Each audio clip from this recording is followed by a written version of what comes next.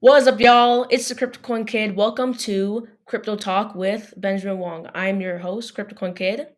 And I'm Benjamin Wong. So I hope you guys will enjoy this episode of the Crypto Talk. So, first of all, before we start, I just want to give a quick definition of just what is an NFT. Since last week we talked about what's Bitcoin, what's the blockchain. So today we're just going to talk a little bit about an NFT. So if you didn't know, an NFT stands for non-fungible token, and at the basic level, it's just something that's unique. It's like a unique baseball card. It's just became online. And the difference between an NFT and a fungible token like Bitcoin or USDC is that it is not interchangeable with other things. You can't just, hey, I'll give you my NFT for your NFT. You can't just do that. It's not like one Bitcoin is always one Bitcoin, but one NFT is not equal to another NFT. That is just a quick definition of the what an NFT is. Yeah, and NFTs, everyone out there who's been keeping up with us, we love NFTs. We think there's a huge potential there. And NFTs are so open. Like you can do so much with it. There's utility NFTs, there's of course art with NFTs, there's music NFTs, but they all revolve around the smart contract. Kamea, can you talk about that for a bit? So, a smart contract is essentially just a line of code that is set to execute when you do something like when you want to transact one cryptocurrency for another cryptocurrency. It's a smart contract that makes it just go through. The difference between smart contracts and just a contract that you sign, this is very important, guys. A contract with an actual person is like the person can make changes to it, they can do all that stuff. But a smart contract, it is not changeable. The code doesn't have like it just does what's told, does the code and does the command, and it just helps that. And that's a lot better for like decentralized finance because there's no third party controlling the transactions. And so right now in the NFT world, there's so many different NFT projects and people doing things, and we'll talk about that in a little bit. But Camilla, let's first talk about Ethereum, which is the blockchain in which a lot of these projects are being built on. Real quick, a little one sentence summary of the blockchain again. Okay, so the blockchain is essentially just a network that is a bunch of nodes, and in order for a transaction to go through, this is in the preference of like cryptocurrency. It's just people have to agree in order for a transaction to go through, and it's just a bunch of different nodes. It can be different wallets, and they have to agree that this is actual true transaction before it can go through. And this is just what Bitcoin was built on, what Ethereum is built on, and what most cryptocurrencies is built on. So on this blockchain, the main blockchain right now for NFTs is Ethereum. And you might have heard of Ethereum, kind of up there with Bitcoin. Camille, what makes Ethereum different from the hundreds and thousands of other cryptocurrencies and blockchains out there? So the difference between a Ethereum and Bitcoin is that Ethereum is was built to be like a computer, a blockchain that you can build off of, whereas Bitcoin is just peer to peer cash. It's a store of value, and Ethereum was a platform people can build off of it. Coins that are built off the Ethereum network are called ERC-20s. And instead of that's the main difference between Bitcoin and Ethereum is that Ethereum was built to be a token and a platform, whereas Bitcoin was just built to be a token peer to peer cash. So right now, we are kind of in a we're going up. I mean, ETH is at an all-time Mhm. high. ETH is the cryptocurrency that you can use on the Ethereum blockchain. Right now, ETH is at a record high. It's like what, $4,700. Yeah, And it's it's pretty crazy. popular. There's a ton of new projects happening all the time. But a big thing that's stopping a lot of creators and people entering the whole Ethereum blockchain is gas fees. First of all, Camilla, Yeah. what are gas fees? So gas fees are essentially the price that the developers get when a transaction goes through. The because there's something called like a liquidity pool, whereas where all these like cryptocurrencies are stored for all the transactions that go through, and the money that the developers get from the thing is the gas fees. And that's what how Ethereum makes the money. It's with the gas fees. And the thing about the gas fees, that's how the miners make the money, not the developers. And the thing about gas fees is that back in 2017, when CryptoKitties came out, it actually clogged up the Ethereum network since there was so much supply and demand. People wanted these CryptoKitties, and it just clogged up the Ethereum network, and that's why it was so high. Same thing is happening right now. Gas fees are like $600. This is essentially just if Ethereum couldn't handle one NFT project, how is it going to handle like these hundreds of NFT projects like CryptoPunks, Bored Ape Yacht Club, Crypto Toads, the Shiboshis, like all this stuff? How is it going to handle all this stuff? And that's why Ethereum network has to make priorities, and that's why it's so expensive for people to make transactions. And now the only people that can really use crypto are the big whales that have all the money. Yeah. And now people like me or you that want to put $500 into Ethereum, it's like $600. I'm gonna spend all my money doing a transaction, and I won't even get anything out of it. Yeah, I mean, even on the smaller scale with like just buying ETH, first of all, I bumped into my neighbor the other day and we had a good talk about this. He was just trying to transfer over $30 of ETH and he had to pay like $15 of fees just to do that. And I have been put off by buying projects when it's like a $200 project, but the fees are $300. And I get it in the long term if the project is going to be a big huge thing. $200, $300, $500 isn't a huge deal, but it still really puts people off because it raises that barrier Mhm. to entry. So I guess, Camilla, there has to be some way to fix this. NFTs are the future, and there has to be a Yeah, fixer. And there currently are a few, such as Solana or Polygon. Tell me yeah. about those. What's the point behind trying to create the Solana and Polygon blockchains? Well, essentially, those blockchains are just trying to lower the fees that the Ethereum current network has. Like ETH 2.0 is set to come out in June 2022, which is like 8 months. And for crypto, that's like an eternity Yeah. of time because the crypto market moves fast. It's changed like so much over like a year. And that's why people have to go to alternatives like Binance Smart Chain, Cardano, Solana, Polygon. And they want to find different alternative ways. Like a lot of NFT projects I see now are being built on these other platforms so people can like there's this one project which was built on Binance Smart Chain, some are built on Solana, on Polygon. And if ETH doesn't update faster, then people are just going to find alternatives to ETH so they can use their NFTs, they can make transactions because the NFT revolution is happening super, super quick. And Ethereum has to find a way, or else it's not going to be the number one platform to make transactions.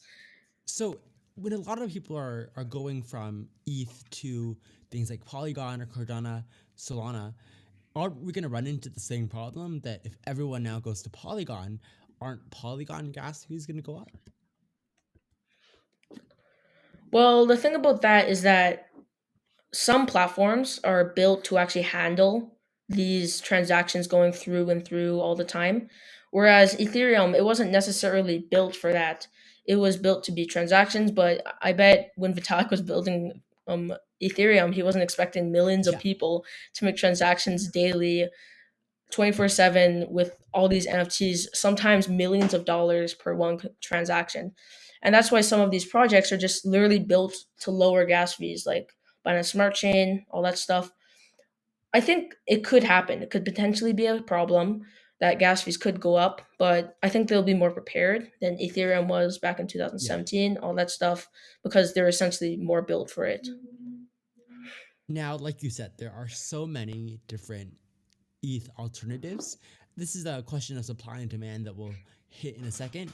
But staying here with ETH alternatives, do you think there's going to be another cryptocurrency that can kind of become the next Ethereum? Is Solana going to be the next Ethereum? Polygon? Are they all going to kind of be kind of mini Ethereums? Uh, I think that could potentially happen, but Ethereum is trying to move to because Bitcoin uses proof of work currently, and Ethereum also uses that right now. So Ethereum in 2.0 is trying to switch over to proof of stake, which is like the amount of time you're staking your cryptocurrencies in a platform. But I think there will definitely be multiple other alternatives to Ethereum if it doesn't move fast enough, because proof of stake is a lot safer than mining proof of work. Yeah. So yeah, it's definitely possible for something like Solana to overtake Ethereum, but I think right now for like couple, probably gonna Ethereum is probably gonna be the top one for a while. Okay, so let's talk about the whole supply and demand. We know supply and demand is really everywhere in business and life. The more you make, as long as there's a lot of demand for it, the better you'll do. If you make nothing and there's no demand for it, you also do bad. We know supply and demand dictates everything, including cryptocurrency and NFTs. Just to name a few new projects that are happening, we have the 76ers basketball team, and they're one of Yeah, many sports teams that are doing NFTs. UFC, State Farm, the insurance company. yeah, We have Disney, kind of expected. TikTok, you can now buy NFT TikToks. There's a ton of wow. sports memorabilia. American Eagle, the clothing brand, which I'm sure is first of many. Nike is now getting into the metaverse. Everyone's doing something. Surely everyone can't be the next Amazon, eBay. Most of these are probably going to go to zero, right? Yes, most of them are going to go to zero because only like a couple. There's like thousands of crypto projects, but you only hear about the top ones like Bored Ape Yacht Club, Yeah. all that stuff. But just like you're saying, I am actually really excited for this project, and it's actually the Matrix NFTs, which was kind of like something that inspired the metaverse. It was like one of those main things that is kind of like the metaverse, the Matrix, and it's just so awesome how all these different brands. Warner Bros. Is partnering with this company to make 100,000 Matrix inspired NFTs. And yeah, just totally. It's definitely going, a lot of them will fail. More NFTs will be able to survive. Like, once there's more adoption of NFTs, more will be able to survive with more research, more adopters. But currently, right now, 99.9% of the NFTs will fail. But once your brand is strong enough, like Disney is a super strong brand. Like Disney will find a way, no matter what it does, to get their NFT like to the top. So yeah, it's gonna, a lot less will fail once more adoption happens, but currently a lot do fail.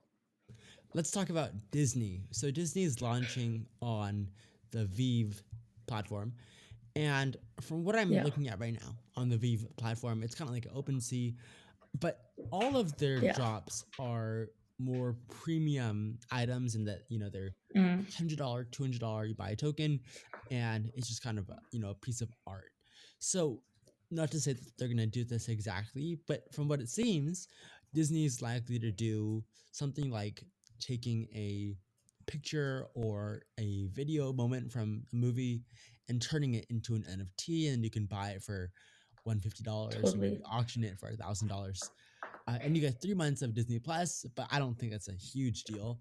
So this entire concept, but the Disney NFTs kind of seem a little bit useless in a way because they have no other aspect other than the collectability of it, right? Whereas other companies like State Farm, even American Eagle is doing something a little more interesting. What do you think? And I know you have a strong opinion about Disney and their brand, but do you think it's right for companies Mhm. to just kind of take their AP or take their IP and just put an image or a video of them online and expect there to be value there? I mean, I think Disney. I think yeah, I think it's fine for Disney to use their internet intellectual property on NFT because it's eventually going to have to be digitized. Like my little sister, she loves her little stuffed monkey, and imagine just in like 20 years, kids love their like NFT of like a stuffed animal or something or a Disney character. And I saw this really cool video where this guy has a bunch of these Vive NFTs, and you can literally do like AR. You can like Hmm. have a whole collection of your NFTs and you just do AR like it's actually there with you in your room. So yeah, I think it's totally fine for these big brands for to create all their IP on these platforms, but a lot of other like NFTs are going to also make their IP on digital platforms, and they're going to start there.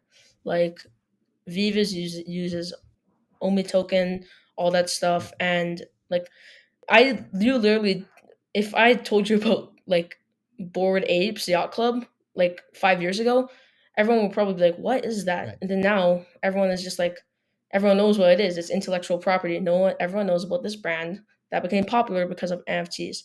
So yes, totally fine for big companies to make IP, but we can't underestimate how much people care about their brands. People Yeah. will spend thousands of dollars for a valuable brand they like. Like just look at Gucci, all that stuff. It's all for that brand, something that they want to show off.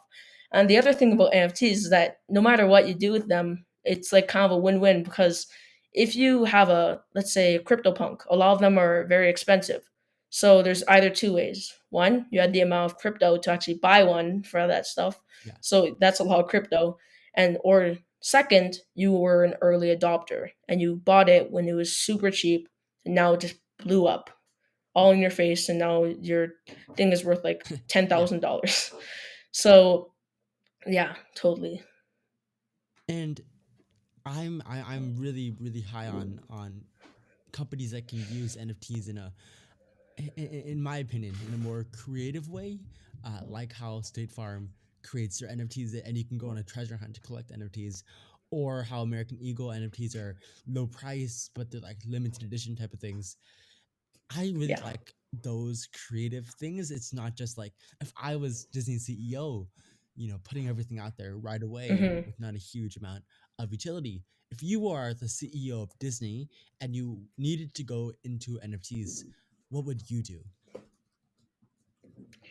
Well, first of all, I would definitely make all my IP. I would partner with a brand that's already working. Like Vive is already working even before Disney went with it. I would go with what was working. This is Disney is already doing it. And the cool thing about NFTs is that currently, right now, most of them are just like a store of value, but eventually most of them are gonna be like an experience, an exclusive experience. Like they already did like Yeah. this like minorly with the Disney Plus thing, 3 months free of Disney Plus. And same thing with Bored Apes. You get access once you buy a Bored Ape. You get access to something called the bathroom, which is just like a graffiti board where people can just draw on it if you Yeah. have a Bored Ape. So yeah, there's gonna be a lot more utility with NFTs, and people will get access to concerts, movies, premium clothing, and merchandise, or even access to the game that they're making. But yeah, that's what I would probably do if I were the CEO of Disney, which is just what they're already doing. What's your take on the other aspects of what companies are doing? Like again, I'm gonna say this quite a bit because I love it so much. But like with State Farm or with uh, I guess Mhm, Nike in a way, by American Eagle. Um, what if Disney could, instead of going straight to releasing all their IP with I'm gonna say mhm, little utility, other than the mhm. cosmetic stuff, would it be smarter for them to just try to start with NFTs and maybe digitizing all their tickets as NFTs, or uh, making it so that if you attend certain events, if you attend 4th of July at Disneyland, you get a special NFT, something like that? Well, I honestly think that the idea of tying their NFTs with something real life is pretty smart, in my opinion, because they're trying to relate the brand to its actual sales that actually relate to the actual company. Like maybe if you get the NFT, you get to also get this thing in real life. Yeah. Like, or maybe if you buy this, same thing with that James Bond 007 thing where it's like you buy it and you can get access to their actual movie. That thing came out at like $300. Now it's $300,000 for that one NFT, Wow. which is absolutely crazy. And I think that the idea that they're making their online things tied to their real life sales is actually pretty smart because it keeps it like in real life. It's not everything you have is digitized, Yeah. but it's just making a utility where if you don't, if you have the NFT, you just win no matter what happens. You just have that NFT, you can get in real life even if it's not even worth anything, you still have that store of value that is valuable to you. You can cherish it forever on the blockchain. And yeah. For these CEOs of these huge companies that are trying to get into NFTs, Kamea, what would you say are the most dangerous things they can do that would seriously uh, harm their chances of creating a successful project? Uh, if I was a CEO, I would try to stay true to my brand. I wouldn't just copy like what's working already, because it seems just like you're copying them. Like imagine Disney just releases a bunch of bored apes, but they look like Disney characters. Like that Yeah, isn't that just look it's just copying them. But just stay true to your brand. If I was a CEO, don't go far off topic of your brand. Don't dilute it and just confuse people with like, oh look, there's this one thing and then there's the other thing. Stay true on like this path that you're going and just stay within that path. You can make some like small turns away from it, but just make sure to stay on topic to your brand. that's definitely super important. And all these companies have such strong brands that there's really no reason that they should be trying to copy other things like that. And us go Yeah. to the cryptocurrency side of this whole story. Hmm. Latest news, I mean, Shiba, the coin that's based on Hmm. Dogecoin, their siblings, and Shiba's up like what 1,000% in a week or 2 weeks, Yeah. and it's super controversial because people already were a little confused Yeah. with Dogecoin and why is this Dogecoin going up Hmm. so much, and then now there's Shiba, and now why is Shiba going up so much? I thought we already had the fun Hmm. coin. Why is Shiba going up so much? I think that they're just riding off the back of Dogecoin hype. If I'm being honest, like no hate to all the people that love Shiba, but one thing that I see as a pattern is that Shiba people hate Dogecoin people, and Dogecoin people hate Shiba people. We have the superior meme coin. And it's kind of like they're just riding off the meme coin of Dogecoin, because Dogecoin is kind of just like chilling right now, whereas Shiba is like Yeah, going crazy parabolic. And I think that they're just kind of trying to get the kind of like publicity of Elon Musk, because he has 60 million followers on Twitter. That's a yeah, lot of people to pump up your own thing. And the same thing with other things. Like there was this token called Squid Game token, and it mm, was riding off the Squid Game like whole yeah, thing, and how it was like so many people were watching that show. It's like worth $1 billion to Netflix, and that token went up like 2,800%. It was worth like 2,800 per token, and then just rug pulled. It went down to zero. The owners had admin keys. They just pulled the plug, and people lost all their money. And that's the thing about NF not NFTs, meme coins. It's kind of like a game of musical chairs where you're kind of listening to the song, making profits, but if you're not sitting and you cashed out, you made your profits, then you're just it's that's the thing about meme coins. They go up, they go down, they go up, they go down. yeah.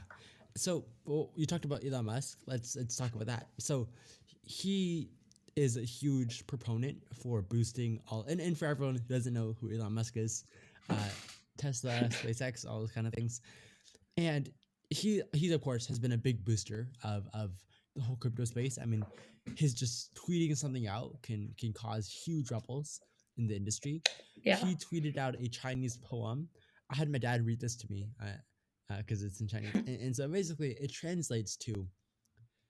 It starts with humankind. You can go view this at Elon Musk on Twitter. It Mhm. reads, beanstalks are burned to cook beans. The beans weep in the pot. We grow from the same root.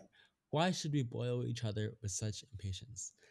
Essentially, what that means is two brothers, kind of, the bean roots are grown from the same place. So why are they fighting so much? By the way, Camille, did you get a chance to read this tweet? No, I did not. Okay, so this is new to you too. So basically, he was just trying to Yeah. create some peace between the two, but they're both Dogecoin was already something that was, not to say it's completely, but was already something that was kind of useless. Now there's another one that is just another. useless copy of something that already is kind of useless, right? And it was like Yeah. Bitcoin is the gold, Ethereum is the silver. Sure, Dogecoin maybe that's the fun, the bronze. We kind of have some fun there, but now there's another one. Why? Like, does this like just like Dogecoin went up really huge and it's now all the way down? Shiba is surely destined for the same fate, right? Yeah, Shiba, even today, it's already down like 22% today. It might be starting to dip, but yeah, that's the thing about Elon Musk. He's the king of memes. He just makes memes. He's in it for the memes. He always likes Yeah, joking about cryptocurrencies. And the entire crypto market is built on hype. Whichever projects were hyped the most, they're the ones that got pumped the most. Like BitConnect, that was a huge scam. It got pumped so much all around the world, and then it just flopped. And that's the thing about meme coins. They're just like people love meme coins for the cute doges and all that stuff. Doges are cute, but the thing about crypto is that the things that really will stay along for a long time is utility tokens, things that actually have utility tied yeah. along with a store of value. Like Ethereum has utility with its platform. So essentially, yeah, every meme coin has the same fate. If it does not have utility, it will eventually fall down a cliff. And Shiba is already trying to build utility. They have their own thing called Shiba Swap. They have like they can stake Shiba, but if it doesn't work, then they're just going to have the same fate as every other meme coin in the world, like Floki, like Dogecoin, all that stuff. So if we try to take a look at 5 years from now, so like 2025, 2026, what are the odds that like how likely is it that there's going to be a Dogecoin first, and then off of that, how likely do you think there's going to be a Shiba that's like a mainstream coin in 5 years? I think that in like 5 years to come, that's a long time for crypto. These coins are gonna look as like nostalgic, gonna look like, oh, the good old days when we always used to talk about these meme coins. But I think that the store value tokens will last the longest. But honestly, depends what the developers do with their coins. If they end up adding like utility to their coins, then that could definitely make them be a meme coin plus being useful to the world. But most meme coins don't do that. They're just aiming for the memes. They just go Yeah. up, they get pumped, and then they fall down. So that's kind of the only thing that'll keep them around, like in 5 years to come, if they make some utility tied along with the funny meme coin. What do you think is the best bet for teens and kids out there, even adults listening? What's the best bet for dealing with this whole meme coin economy? Is it to try and make quick profits and predict the next five meme coins and do quick flips? Is it to try and bet on Dogecoins? They're going to be a Bitcoin. Is it to stay away from them completely? What's the best bet here? Well, I think my best bet is just to do research because this is just my prediction, but I think that there's going to be a huge bear market to come very soon. And the thing about that, just like that Squid Game token, if you actually did research on that token, if you looked at their white paper, they have spelling mistakes. The founders are just computer generated images. The founders are literally just computer generated images, and everything's just wrong with it. There's fake names, and they even said they had a quote unquote partnership with Netflix, which was totally fake. Netflix got asked, and they said, no, we don't have any relationship with this cryptocurrency, Squid Game token. So just do your research in the time when everything is going to dip, the bear market. Do your research because that's the time when there's blood on the streets, when crypto is red. That's the time to do the research to look for the next best thing.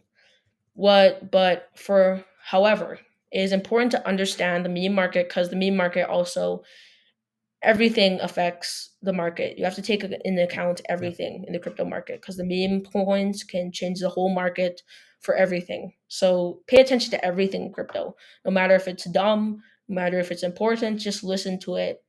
Like listen to everything, but just don't listen to everything. If you know what I'm saying, like don't take advice from everyone, but you still should listen to everyone.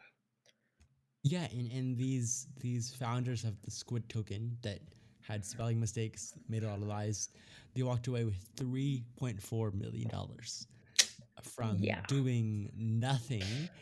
I could have created Squid token. Like, do your research. Be like Kamea. Do the research. Look into the coins before you put anything serious into it. And it's a dangerous world out there. It's going to be a bear market. I guess we'll go on to that. We'll do some hot takes now. What Yeah. month, or I guess what quarter, and what year do you think is a safe bet for a bear market when things start to go downhill? Okay, real quick, I'd just like to clarify I'm not a financial advisor. Of I'm course. just a kid who really loves cryptocurrency. So I think that the bear market could happen early 2022, could happen later, depends on how the market is looking. But that's just my bet. I think that the crypto market, because the last bear market lasted like 3 years for Bitcoin, it was not doing anything until like early 2021. So just make sure to do, as always, do your research. I think the bear market is going to come early 2022, but it likely won't last as long as the previous bear market, since this bull run was like just it was like a whole year of bull market, and the second one, and this bull market was very different from all the bull markets that's happened in the past, so it could be a new trend that's forming currently. But just I bet the bear market won't last till like the beginning of 2023. It will definitely be throughout the first half of 2022, but just do your research during that time so you can buy in early, be an early adopter, then you can make some profits. How in the grand scheme of things, how much volatility do you expect from the whole crypto market? Is it going to be like the stock market in the past 2 years, where it's you know is it going to be like the stock market in the past 20 years, which is gradual uphill? Do you think it's going to constantly have a bear market every other 2 years? Is it going to just be slow growth for 20 years? I think in the grand scheme of things, everything will eventually become less and less. Like in the beginning, it's like the Mr. Market thing that I was talking about last week. Mr. Market in the stock market, he like sometimes really happy, sometimes really sad. In the crypto market currently, he's like super crazy. He's Yeah. super happy sometimes or super sad. Eventually, he'll become less and less and less excited because he's seen everything. He's seen all the Yeah. cryptocurrencies that are happening. And for example, Bitcoin is becoming, once it's like even El Salvador, the more it's like integrated into everyday life and literally everyone in the world knows about it, the less and less volatile it'll become. It's like the same thing with the stock market. It was like super like crazy back in like the 90s, 80s, all that stuff, until it slowly became more integrated in the recent years. So, yeah, that's the thing about crypto. It will become less and less volatile in the years to come. But on the other hand, if it remains decentralized, and it's still decentralized like right now, if it's not on centralized exchanges, like the government isn't using it, for those cryptos, it will still remain volatile. So we're still super early on, right, in this whole crypto world. And right now, the big guys are Bitcoin, Ethereum, I guess Doge, Polygon, Yeah. Solana. Is there a chance? How? Give me a percentage. What percent chance is it that another blockchain or coin is gonna come along that can beat Bitcoin and Ethereum? I think that there's a to beat Bitcoin, maybe Yeah, a 10% chance. Bitcoin's just so big that it's probably super low. It's just too strong, the Bitcoin brand. There's so much people that love Bitcoin. I love Bitcoin. I've been loving it since 2017. And it's gonna be a super pretty low chance, like 10% chance that someone yeah. beats Bitcoin. For Ethereum, however, for all the other things, I think it's still up for grabs. Like besides Bitcoin, possibly Ethereum, I think it's still possible. Maybe like a 40% chance for something to Wow, 40. overtake Ethereum, or maybe even something higher. But for the rest of the market, it's still up for grabs. Like anyone can pass Doge if you have a good project, a good idea, a good vision. And yeah, for everything else besides Bitcoin and Ethereum, I think it's pretty high chance that it's going to be overtaken. What would it take for someone to become the next? I guess we'll start with what would it take for someone to become the next big Bitcoin as a currency, and then what would it take for someone to be the next Ethereum as a blockchain? Well, first of all, they would need a lot of loyal fans. They would need a lot of people that love the project. They would need a lot of, then they would need a lot of utility with it. Like one of the main reasons that Ethereum became super big is because of all the utility it has. Like it has so much utility. But that's why so like Solana is a whole network and it's now like the what like fourth, fifth top cryptocurrency. And that's why utility is definitely going to be a big factor in the grand scheme of things. And loyal fan base, utility, all that stuff is kind of your and eventually lowest fees on your platform. Eventually most of the top cryptos in the future are probably going to have their own platform that they can do fee transactions on. And whichever one with the lowest fees, the best utility, the best fan base is going to eventually overcome like the top like 10 cryptocurrencies. So you talked about utility and then the following, the fans. We know that Dogecoin, we know that Mhm. Shiba, we know the Bitcoin, all have huge fan Yeah, bases, very dedicated. crazy fan bases. ETH, maybe not too much, but ETH has utility, right? ETH has, in my opinion, so much Exactly. more utility than Bitcoin in terms of excluding payment, but in terms of being able to build Yeah. something on top of ETH. If someone is going and trying to create the next cryptocurrency, whether it's more ETH blockchain focused or payment focused, is it better to be 60-40% loyal fans to utility, or is it better to be focusing a lot more on utility and then just wait for the fans to come? I think you should focus on utility first if you really want to be one of those big competitors, but don't underestimate the power of like a loyal community cuz like there's a lot of projects that have been around for years and their communities are still standing strong. So don't underestimate the power of a strong crypto community. Like the crypto communities are like so awesome that they're just like so loyal to their projects. The Sheep community, the Doge community, the Bitcoin community, they all are loyal to their project. So yeah, but if you want to be like one of the top ones for a pretty long time, blockchains are just social consensus as much as code consents. And the thing that's why you have to have a loyal fan base along with some very good utility.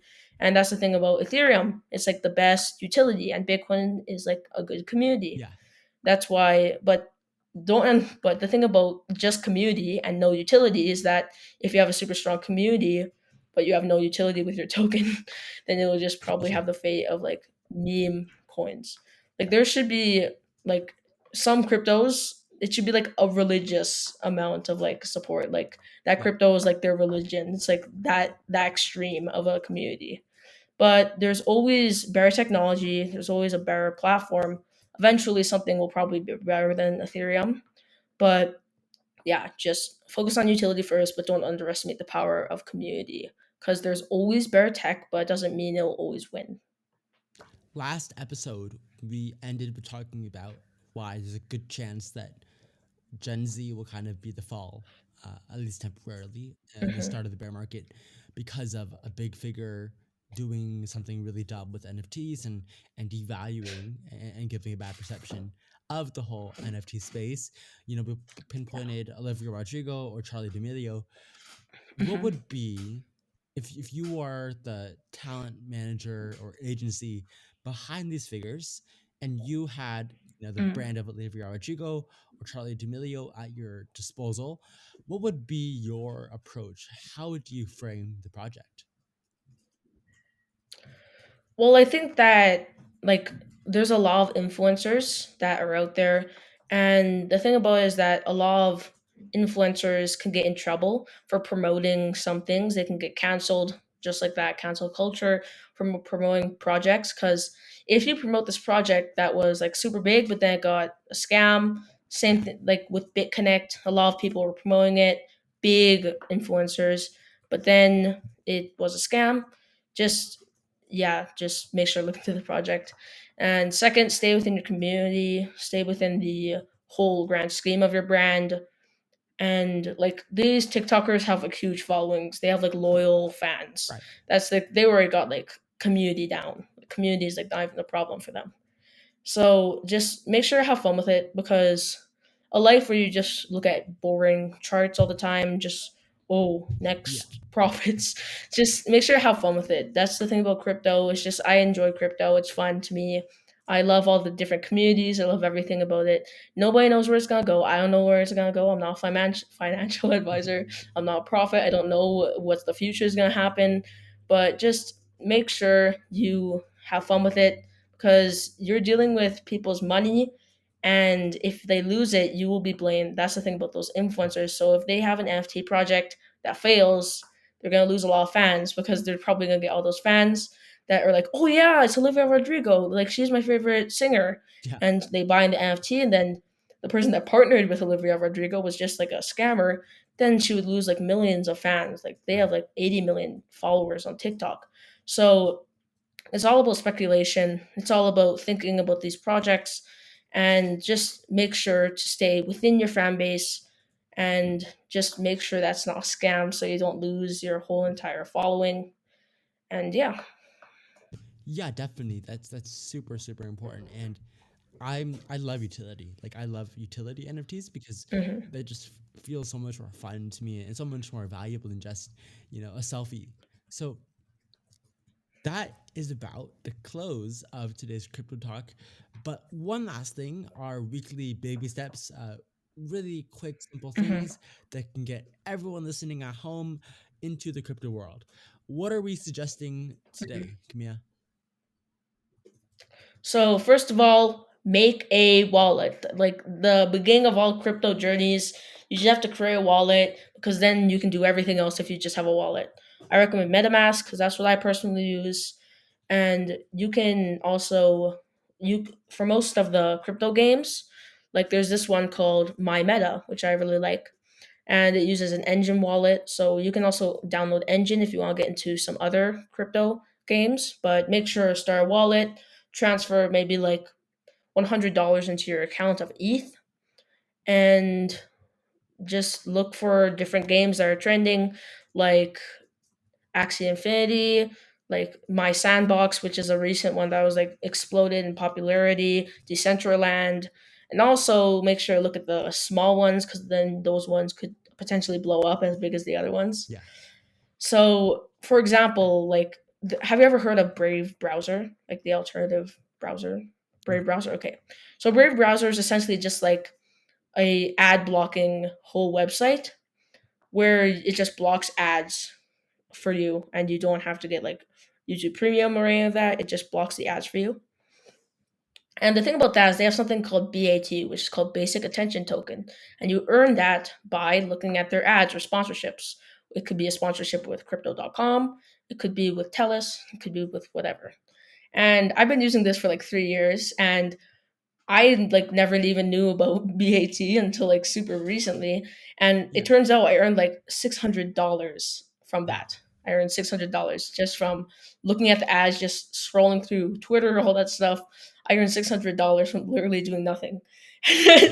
That's why I just love the crypto community, because sometimes if you join the crypto project, they sometimes tip you like $1,000 worth of their cryptocurrency. Like some things, a lot of crypto projects are generous like that. And when you join the community, just make sure that you can get into their early adopting phase. And I'm in like a lot of crypto project discords. Make sure to be in there, because that's where the raw, real stuff is. And it's not just like they don't look to the news for like your main news. That sounds weird. Don't look for the news Yeah. just for everything. Make sure to go into the personal people, the people that founded this, the people that are big believers in this, because they're the ones that have the most like in-depth thing. Like I'm not the most into, like I'm not the smartest person on all the NFTs. A lot of people like literally devote their entire life to look into these NFTs, and their opinions are very valuable. That's why I enjoy going on Twitter, Reddit, Discord, because that's where they show their raw opinions, Right. and that's just something I would like to recommend for that. And yeah, just I earned $600 for looking at ads. So the baby step, just get a wallet and start playing some games where you can earn crypto. I love it. And by the way, there are a bunch of different options, and all these wallets are super private and easy to set up. You just need your seed phrase. Make sure you never share your seed phrase with anyone. Make sure to be Yep. digitally safe. Never share your private key. Be very safe online. Never share That's your super private important. key. and and from there you'll be all set up. So last week we told you to go do some research into everything. This week we're telling you to go set up your wallet. It's literally free. It takes like 5 minutes, and it's So private, easy. safe, super easy. And next week I'm sure we'll have another step. So by the end of at the end of every month, you'll be that much further into the world of NFTs. All right, that's Exactly. today's episode of Crypto Talk. I'm Benjamin Wong. And I am the CryptoCoinKid, and we'll see you guys later.